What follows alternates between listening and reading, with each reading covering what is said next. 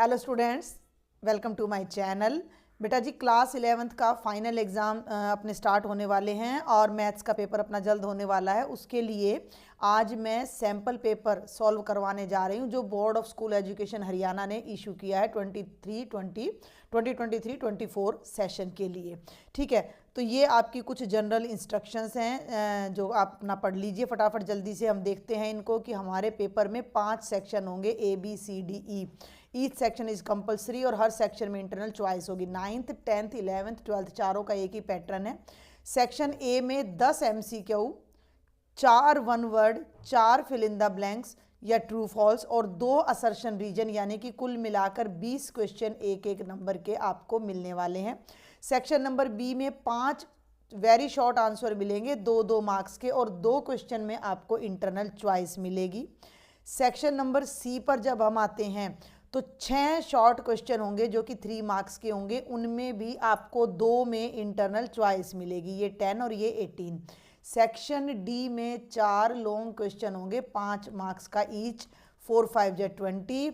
और section number ई में 3 case study कह लो, सोर्स बेस्ड क्वेश्चन कह लो, जो कि आपके 4-4 नंबर के होंगे 12। और ये पूरा मिलाकर आपका 80 मार्क्स का 20 और 10 30 और 10 40 और 20 60 10 70 और इन दोनों को मिलाएंगे तो अपना 80 मार्क्स का पेपर हो जाता है। हर सेक्शन में आपको इंटरनल चॉइस मिलने वाली है। ठीक है, और कैलकुलेटर वगैरह अलाउड नहीं है, 1-2 बातें यहाँ लिखी हुई है। तो हम जल्दी से अपना सेक्शन ए स्टार्ट करते हैं जिसमें आपके 1 मार्क के 20 क्वेश्चंस हैं। पहला क्वेश्चन आप देख सकते हो सेट में से x है ABCD, y है FBDG, तो x माइनस वाई क्या होगा भाई? x माइनस वाई का मतलब होता है सेट x में से y के वो एलिमेंट्स हटा दीजिए FBDG है ये, जो कि y के साथ कॉमन है। ध्यान से सुनेंगे, x माइनस वाई, x तो रहेगा लेकिन x में से y का शेयर हट जाएगा, यानी x में से वो एलिमेंट्स हटा देने हैं जो y के साथ मैच कर रहे हैं। तो b और b, तो b मैच कर रहा है और d आप देख सकते हो दोनों की इंटरसेक्शन हट जाती है तो d मैच कर रहा है। तो x वाले एलिमेंट्स में से b हट जाएगा और d हट जाएगा और a, c आपका राइट आंसर आ जाएगा, जो कि है आपका ऑप्शन इसने भाई यहाँ पर ABCDFBDG गलत है, ऑप्शन नहीं दे रखा। देखो यहाँ इसमें से अगर हम D को हटा दें, बहुत ध्यान से सुनना मेरी बात को, ABCD और FBDG है तो B और D दोनों मैच कर रहे हैं। मैंने देखा 9th 10th और 12th के भी प्रैक्टिस पेपर्स वगैरह जो है उनमें भी काफ़ी मिस्टेक्स आ रही हैं, बट हम यकीन करते हैं कि फाइनल पेपर में हमें ऐसी कोई मिस्टेक नहीं मिलने वाली है। बाई चांस आ जाती है तो आपकी टीचर वहाँ आपको फुल मार्क्स देंगी, आपने बस वो क्वेश्चन अटैम्प्ट करके ज़रूर आना है। अगर किसी क्वेश्चन में ऐसी रिटर्न मिस्टेक हो जाती है तो आपको पूरे नंबर मिलते हैं, लेकिन अटैम्प्ट होना चाहिए वो क्वेश्चन। तो इसका एग्जैक्ट आंसर A, C आएगा। तो अगर यहाँ C नहीं होता है, D नहीं होता है तो राइट ऑप्शन C आ जाएगा। मैं यहाँ साथ के साथ आपको y माइनस एक्स भी बताना चाहूँगी ताकि थोड़ा सा आपका रिवीजन हो जाए। FBDG में से ABCD माइनस करोगे तो BD हट जाएगा क्योंकि इससे मैच कर रहा है और केवल F और G रह जाएगा। तो ये था आपका फर्स्ट क्वेश्चन। सेकंड पर आ जाइए। Let F be the set of parallelograms. F parallelograms का सेट है, F1 है भाई, ये F1 है। F1 में सारे के सारे पैरेललोग्राम्स हैं। F2 B the set of rectangles, F2 में सारे के सारे रेक्टेंगल्स हैं यानी आयतें हैं, पैरेललोग्राम समांतर चतुर्भुज होता है। F3 B the set of rhombus, F3 में सारे के सारे रोम्बस यानी कि समचतुर्भुज है, लेकिन ये सारे पैरेललोग्राम हैं। F4 में स्क्वेयर्स हैं, ये भी पैरेललोग्राम्स होते हैं हमारे। और F5 में ट्रापीजियम है यानी कि समलंब है, तो ट्रापीजियम अपना पैरेललोग्राम नहीं होता। देन F1 में भी इक्वल टू, तो F1 इन चारों में से किसके इक्वल हो सकता है? F1 का मतलब सारे के सारे पैरेललोग्राम। सुन लो मेरी बात ध्यान से। अब F2 और F3 की इंटरसेक्शन करते हैं तो रेक्टेंगल और रोम्बस की इंटरसेक्शन करें तो इसमें केवल स्क्वायर कॉमन आएगा, बीच में कोई रोम्बस ऐसा हो जो स्क्वायर शेप में हो। ठीक है, तो ये तो आएगा नहीं। F3 और F4 की इंटरसेक्शन करें तो रोम्बस और स्क्वायर में स्क्वायर आएगा, सारे पैरेललोग्राम नहीं आएंगे। अगर आप इस ऑप्शन को ध्यान से देखो, F1 F2 F3 F4, F1 F2 F3 और F4 चारों की यूनियन कर दोगे तो हर तरह का हमारा पैरेललोग्राम आ जाएगा और हमारा ऑप्शन नंबर डी करेक्ट हो जाएगा। थर्ड पे आ जाओ, the domain of the function. जब भी कोई फंक्शन दे रखा है तो उसके डोमेन में पहला पहला एलिमेंट आता है, तो 1 3 और 2, तो ए हमारा राइट आंसर हो जाएगा। क्लियर हो गया, तीनों का मैंने बता दिया। अब नेक्स्ट स्लाइड पर चलते हैं और क्वेश्चन नंबर 4 पे आ जाते हैं। ये देखो, 60 degree in radian major. 60 degree को रेडियन में बदलना है, किसी भी एंगल को रेडियन में बदलना हो तो पाई बाय 180 से मल्टीप्लाई कर दो, तो 63 जा 180, पाई बाय 3 आ जाएगा। ऑप्शन बी करेक्ट है। पांचवे पे आ जाओ, थोड़ा और बड़ा कर लेते हैं, आपको दिखने में दिक्कत नहीं होनी चाहिए। पांचवा देखो, -5 आयोटा इंटू 1/8 आयोटा। तो जो कांस्टेंट है वो कांस्टेंट से मल्टीप्लाई हो जाएगा, -5/8, और आयोटा को आयोटा से मल्टीप्लाई करेंगे, आयोटा स्क्वेयर। आयोटा स्क्वेयर की वैल्यू -1 होती है, तो बाहर तो आ गया -5/8 और आयोटा स्क्वेयर की जगह -1, दोनों मिलकर 5/8 आ जाएगा। ऑप्शन बी करेक्ट आ जाएगा। ठीक है, 6th पे आ जाओ भाई। The marks obtained by student of class 11th in first and second terminal examination are 62 and 48 respectively. एक बच्चे के फर्स्ट टर्म में 62 मार्क्स आए हैं, सेकेंड टर्म में 48 मार्क्स आए हैं, ये लीनियर इनइक्वालिटी से है। The minimum marks he should get in the annual examination to have an average of at least 60 marks. Third लगा लो फाइनल की जगह, थर्ड पेपर एक और हो रहा है तो उसमें वो कितने नंबर ले, तो वो मान लो उसमें x नंबर ले कि तीनों की एवरेज, एवरेज का मतलब मीन, माध्य, कम से कम कितना होना चाहिए, 60। अब किन्हीं डाटा का हमने मीन निकालना है, एवरेज निकालनी है। बात को सुन लो, ये क्या कह रहा है, एवरेज कम से कम 60 होनी चाहिए, 60 से ज़्यादा बेशक हो जाए। Average should be greater than equal to 60। तो एवरेज का मतलब होता है sum of the data by number of the data. 9वीं में भी मीन आ जाता है, 10th में भी आ जाता है, बल्कि 8th में भी आ जाता है। तो 62 + 48 + x, 3 एग्जाम हुए तो तीनों में मिलकर एवरेज 60 से ग्रेटर जाना चाहिए। अब इसको सॉल्व कर दो, 8 और 2 10, 6 और 4 110 + x, और इस 3 को राइट में ले जाओ, ग्रेटर देन इक्वल टू 60 × 3, तो 110 + x is greater than equal to 180। 110 को राइट में ले जाओ, x is greater than equal to 180 - 110 and x is greater than equal to 70। यानी कि थर्ड टर्म में उसे कम से कम, या फाइनल एग्जाम में उसे कम से कम भी 70 मार्क्स तो लेने ही होंगे। तो ये आपके 6th क्वेश्चन का राइट आंसर आ जाएगा। 7th पे आ जाओ, सारे के सारे एनसीईआरटी से हैं, मुझे नहीं लगा कोई क्वेश्चन एनसीईआरटी से बाहर है, केवल एक ये वाला जो क्वेश्चन है ये आपका एनसीईआरटी से बाहर का है, बाकी कोई क्वेश्चन आपका एनसीईआरटी से बाहर का नहीं है। तो 7th पे आ जाइए, ये प्योर आपका एनसीईआरटी से ही है। 1/8 factorial + 1/9 factorial is equal to x/10 factorial. तो आपने x की वैल्यू बतानी है, तो 1/8 factorial + 1/9 factorial is equal to x/10। इस तरह के क्वेश्चन में जनरली हम एलसीएम लेते हैं, लेकिन एलसीएम नहीं लेंगे क्योंकि ये फैक्टोरियल है। फैक्टोरियल का मतलब प्रोडक्ट बहुत बड़ी चली जाती है। मैंने बहुत सारे कोई 9-10 चैप्टर अपना 11th क्लास के बहुत अच्छे से अपलोड किए हुए, तो कोई आपको डाउट है तो आप वहाँ से भी देख सकते हो मेरे चैनल पर जाकर। तो ये हो गया 9 फैक्टोरियल को ओपन कर लो, तो ये हो जाएगा 9 × 8 फैक्टोरियल। क्लियर हो गया, और ये हो जाएगा x 10 × 9 × 8 फैक्टोरियल। अब मेरी बात सुनो, क्योंकि 1 नंबर का क्वेश्चन हम ज़्यादा टाइम नहीं लगाएंगे। 8 फैक्टोरियल डिनोमिनेटर की हर टर्म में है, तो जब हम उसको कॉमन लेंगे तो ये 8 फैक्टोरियल हर जगह से बाहर आकर कट जाएगा। ये 1 मार्क का है तो ज़्यादा टाइम नहीं लगाना। तो ये हो गया 1, यहाँ बच गया + 1/9, और यहाँ बच गया x/90। यहाँ ले लो, 9 × 1 = 9 + 10/9 is equal to x/90। Cross multiply कर दो, 10 × 90/9, 9 10 जा, और x की वैल्यू 100 आ जाएगी, और correct answer option number A हो जाएगा। आगे चलें, क्वेश्चन नंबर 8 देखो, बिल्कुल वर्बल सा है। The coefficient NCR occurring in the binomial theorem are known as. ये जो NCR है ये क्या कहलाता है, तो ये बाइनोमियल कोफिशिएंट कहलाता है। क्यों? क्योंकि ये बाइनोमियल थ्योरम में आ रहा है। आगे चलते हैं, क्वेश्चन नंबर 9, ये एनसीईआरटी में एग्जैक्ट नहीं मिलेगा जो अभी हमने किया है बाइनोमियल वाला, लेकिन हमने किया हुआ है, ठीक है। और अब आ जाओ क्वेश्चन 9 पर। The value of X for which these 3 numbers are in GP. अगर 3 नंबर जीपी में हो तो बीच वाले का स्क्वायर लास्ट 2 की प्रोडक्ट के इक्वल होता है। क्यों होता है?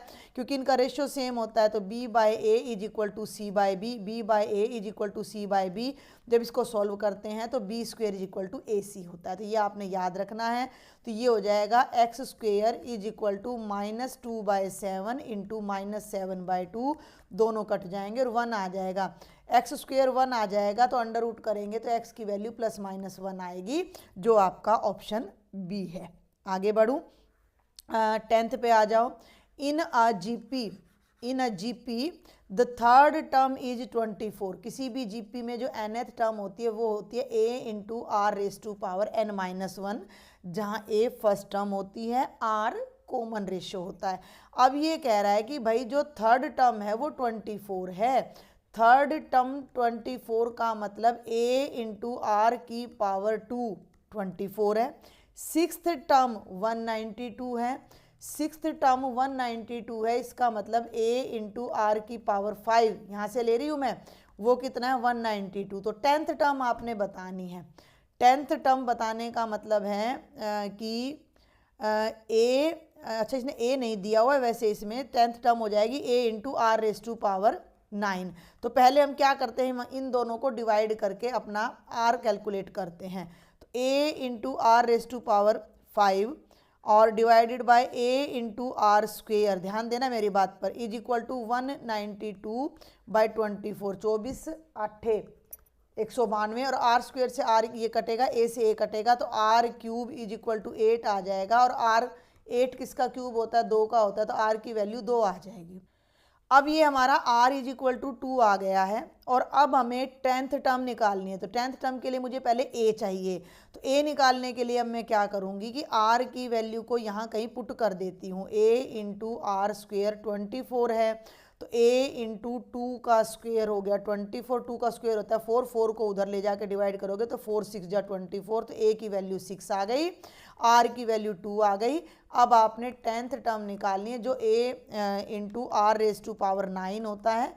a हो गया 6, r है 2, 2 रेस टू पावर 9, 2 की पावर 9 512 होता है। सुन लो मेरी बात, 6 गुणा 512, तो 6 दूनी 12, 6 कम 6 और 1 7 और 6 पंजे 30, 30 72 क्या हमारे ऑप्शन में है? बिल्कुल है।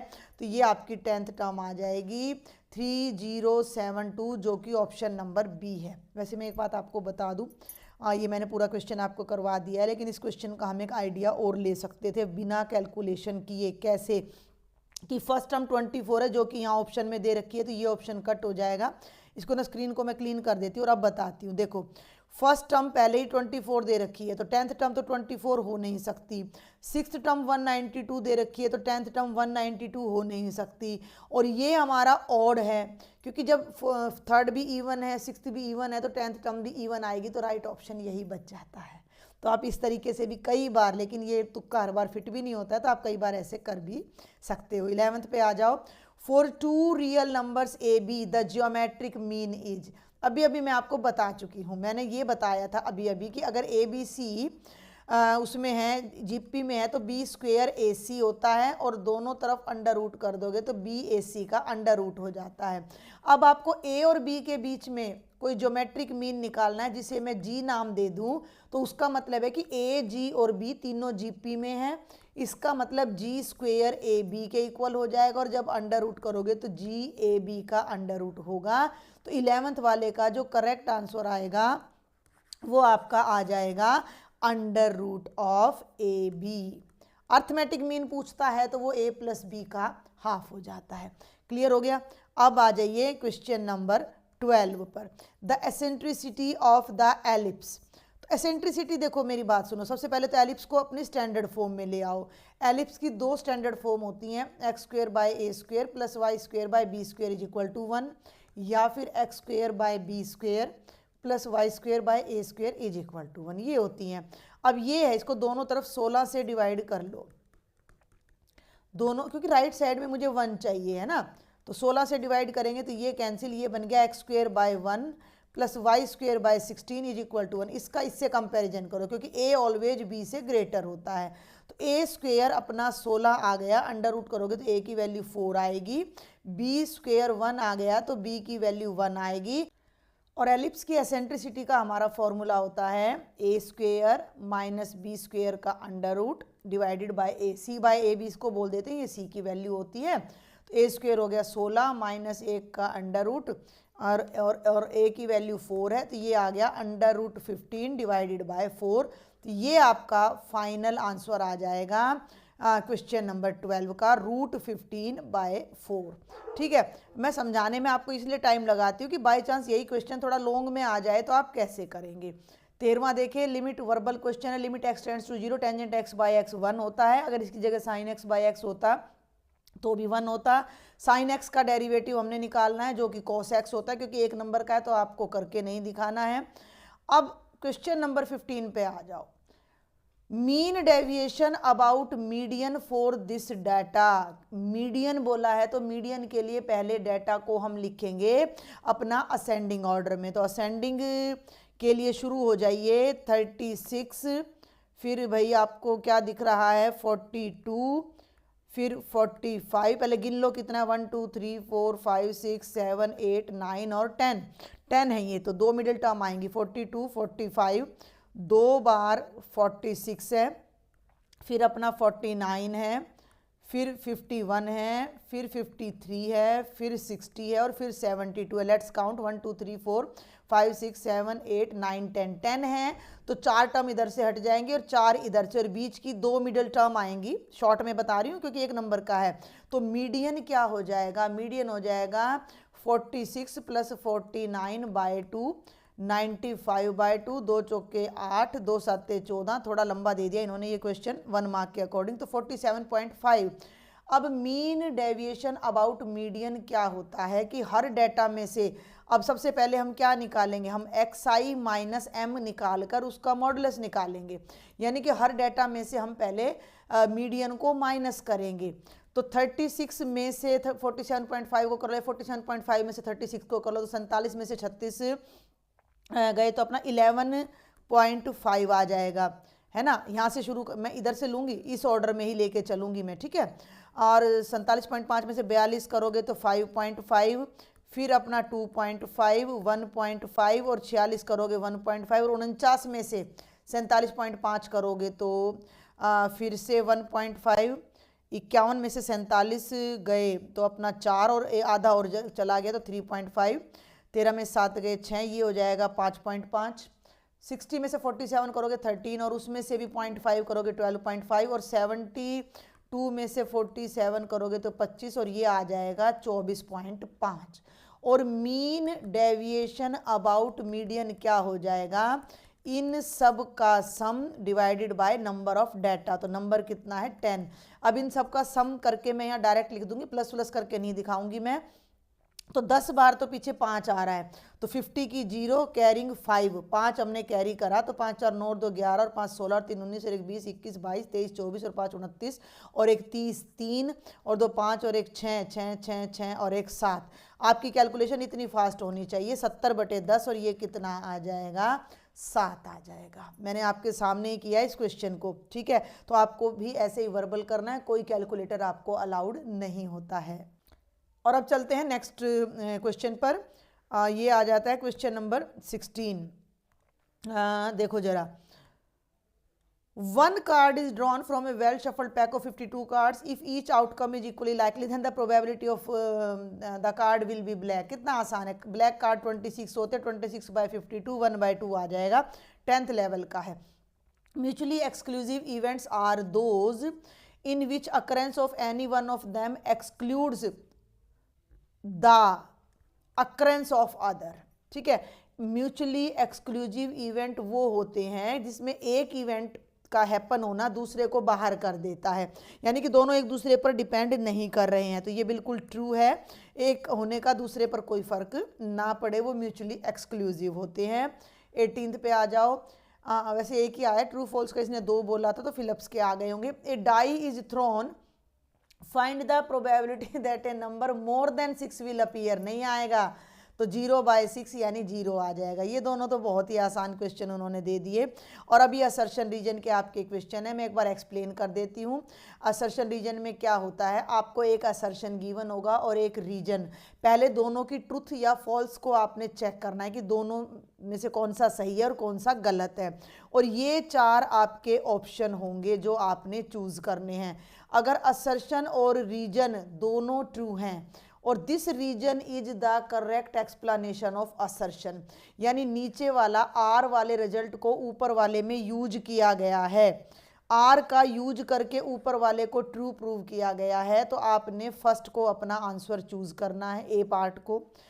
ए भी ट्रू है और आर भी, लेकिन इस वाले का इससे कोई लेना देना नहीं है, तो आपने बी चूज करना है। ए यानी पहला रिजल्ट फॉल्स है और दूसरा ट्रू है, तो आपने सी को चूज करना है। और ए ट्रू है और आर फॉल्स है, तो आपने डी को चूज करना है। तो देखते हैं क्वेश्चन नंबर 19 ओनली। ए दे रखा है 1 2 3, बी दे रखा है 2 4। Then the number of relations from A to B is 64। देखो क्या होता है, ए में कितने एलिमेंट है 3, बी में कितने एलिमेंट है 2, इनकी कार्टेशियन प्रोडक्ट में कितने एलिमेंट हो जाएंगे 6, और इसके कितने सबसेट होंगे 2 की पावर 6, काउंट कर लो, 2 2 जा 4 2 जा 6, 4 2 जा 8, 8 2 जा 16, 62 जा 32, 32 2 जा 64। तो बिल्कुल सही कह रहा है। और हमारे पास एक रिजल्ट भी होता है, the total number of relations from set A to B is equal to 2 times number of A into number of B.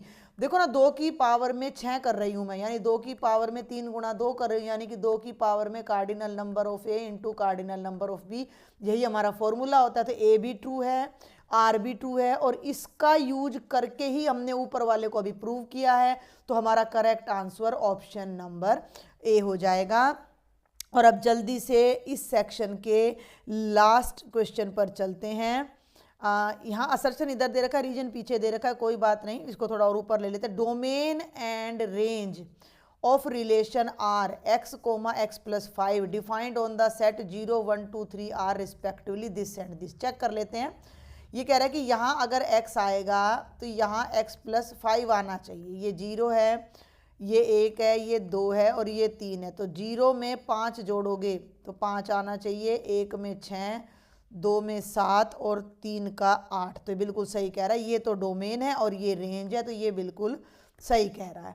अब इसका वो देख लो, रीजन देख लो क्या कहता है। The set of all first elements, थोड़ा और बड़ा कर देती हूँ, the set of all first elements of the ordered pair in relation are from A to B is called the domain. भाई जितने भी ऑर्डर्ड पेयर होते हैं उनका पहला एलिमेंट डोमेन कहलाता है। All second elements of the ordered pair are called range. बिल्कुल सही कह रहा है कि अगर हमारे पास ऑर्डर्ड पेयर हैं तो पहला एलिमेंट एक्स और वाई है, तो एक्स वाले सारे डोमेन होते हैं, वाई वाले सारे रेंज होते हैं। तो ये बिल्कुल ट्रू कह रहा है, इसका यूज ही हमने किया है। तो इसका आंसर भी ऑप्शन नंबर ए आ जाएगा। तो बेटा ये आपका कंप्लीट सेक्शन ए था 20 मार्क्स का। मैं होप करती हूँ आपको समझ आया होगा। अब सॉल्व करते हैं बेटा सेक्शन बी, जिसमें वेरी शॉर्ट क्वेश्चन आंसर हैं जो कि 2 मार्क्स का ईच है। पहला है लेट यू 1 2 3 4 5 6 एक सेट है, करली ब्रैकेट इसको लगानी थी जो बाय मिस्टेक नहीं लगी है। ए 2 3 है, बी 3 4 5 है, तो ए डैश इंटरसेक्शन बी डैश और ए यूनियन बी दोनों निकालो। बहुत ही आसान है, पहले ए डैश बनाते हैं। ए डैश होता है यूनिवर्सल सेट माइनस ए। यूनिवर्सल सेट है 1 2 3 4 5 6 और इसमें से 2 3 को माइनस करोगे तो ये बन जाएगा 1 4 5 6। क्लियर हो गया। ऐसे बी का कॉम्प्लीमेंट निकालो तो यूनिवर्सल में से 3 4 5 को हटा दो तो 1 2 और 6 बच गया। अब इन दोनों की लेनी है इंटरसेक्शन, है ना। ए डैश इंटरसेक्शन बी डैश आपने लेना है। तो ए डैश इंटरसेक्शन बी डैश का मतलब जो दोनों में कॉमन एलिमेंट है, तो दोनों में 1 मैच कर रहा है और 6 मैच कर रहा है, तो 1,6 आ जाएगा। एक तो ये आंसर आ गया। सेकंड आपने निकालना है ए यूनियन बी, तो ये भी बहुत आसान है। ए 2,3 है, बी अपना 3 4 5 है, दोनों की यूनियन करोगे तो 2 आ जाएगा, 3 आ जाएगा, 4 आ जाएगा और 5 आ जाएगा। Very simple. अब चलते हैं क्वेश्चन नंबर 22 पर। कोई डाउट फिर भी रह जाए तो मुझे मैसेज ज़रूर कीजिएगा। लेक्चर पसंद आए तो भी मैसेज कीजिएगा। चैनल को सब्सक्राइब नहीं किया है तो कर लीजिएगा, ठीक है, और शेयर ज़रूर करना है भाई, है। तो आ जाओ 22 पे, find the multiplicative inverse of 2 minus 3 iota. सबसे पहले इसको देखो और दे रखा है, यानी इसमें एक क्वेश्चन और मिलने वाला है। तो सबसे पहले इसको जेड ले लो, 2 माइनस 3 आयोटा। और अब आपने यहाँ क्योंकि 2 नंबर का क्वेश्चन है तो आपने ये बात लिखनी है, अरे एक minute, multiplicative inverse of Z, यानी जेड इनवर्स क्या होता है, 1/z होता है।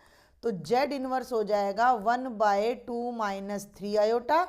और इसको सॉल्व करने के लिए हम क्या कर देंगे, एक तरह का रैशनलाइजेशन की टाइप में हम करते हैं कि भाई नीचे वाले के अपोजिट साइन इसके कॉन्जुगेट से मल्टीप्लाई कर देते हैं। अगर मैं कॉम्प्लेक्स की भाषा में ही बात करूं तो कॉन्जुगेट से डिवाइड कर देते हैं। ऊपर वाला ऊपर वाले से मल्टीप्लाई हो जाएगा 2 + 3 आयोटा, नीचे a माइनस बी और a + b का फॉर्मूला लग जाएगा, यानी कि 2 का स्क्वायर माइनस में 3 आयोटा का स्क्वायर। अब इसको जब हम ओपन करेंगे तो ये हो जाएगा 2 + 3 आयोटा, 2 का स्क्वायर 4, 3 का स्क्वायर 9 आयोटा स्क्वायर। और हम सबको पता है आयोटा स्क्वायर -1 होता है। जैसे यहाँ -1 रखूंगी तो ये दोनों माइनस मिलकर प्लस हो जाएंगे, है ना। 2 नंबर का क्वेश्चन है, ज़्यादा टाइम नहीं लगाना है। तो ये बनेगा 2 + 3 आयोटा बाय 13, और इस 13 को अलग अलग कर दो तो ये आ जाएगा 2/13 + 3/13 आयोटा। और ये गिवन कॉम्प्लेक्स नंबर का मल्टीप्लिकेटिव इनवर्स हमारा हो जाएगा। अब इसी में आपको एक इंटरनल चॉइस भी गिवन है, जो कि अगेन कॉम्प्लेक्स नंबर में से ही है। देख लीजिए, सिंप्लीफाई 1 माइनस आयोटा की पावर 4, ठीक है। तो इस पावर 4 को मैं क्या करती हूँ, 1 माइनस आयोटा का स्क्वायर और 1 माइनस आयोटा का स्क्वायर, दोनों ब्रैकेट्स को खोल देते हैं। कौन सा फॉर्मूला लगाकर, a minus B whole square is equal to a square plus B square minus 2ab। तो ये हो जाएगा 1 square plus iota square minus 2 iota एक ब्रैकेट में, 1 square plus iota square minus 2 iota दूसरी ब्रैकेट में। आयोटा स्क्वायर -1 होता है तो यहाँ इसकी जगह -1 आ जाएगा और -2 आयोटा, और 1 - 1 -2 आयोटा, 1 - 1 कैंसिल, 1 - 1 कैंसिल, यहाँ बच गया -2 आयोटा, यहाँ भी बच गया -2 minus plus 4 iota square. Iota square की जगह -1 रख दो, माइनस का 4 आ जाएगा। जस्ट सॉल्व करना था तो यहीं छोड़ देंगे।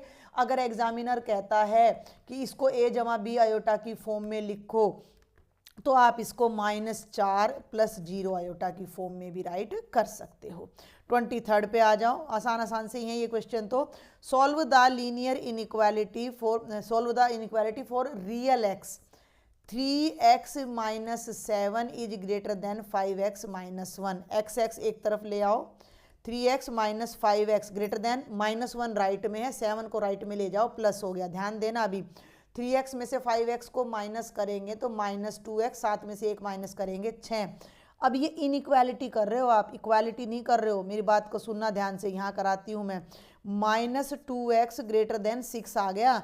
अब -2 को ऐसे ही नहीं ले जाएंगे राइट साइड में, आप अब क्या लिखेंगे, डिवाइडिंग बोथ साइड्स बाय -2। और जब भी किसी इनइक्वालिटी को नेगेटिव नंबर से मल्टीप्लाई या डिवाइड करते हैं तो इनइक्वालिटी का साइन चेंज हो जाता है। एक सिंपल सा लॉजिक है, अगर a b से ग्रेटर है तो -a - b से छोटा होता है, 3 2 से बड़ा है तो -3 - 2 से छोटा होता है। समझ में आ गई मेरी बात।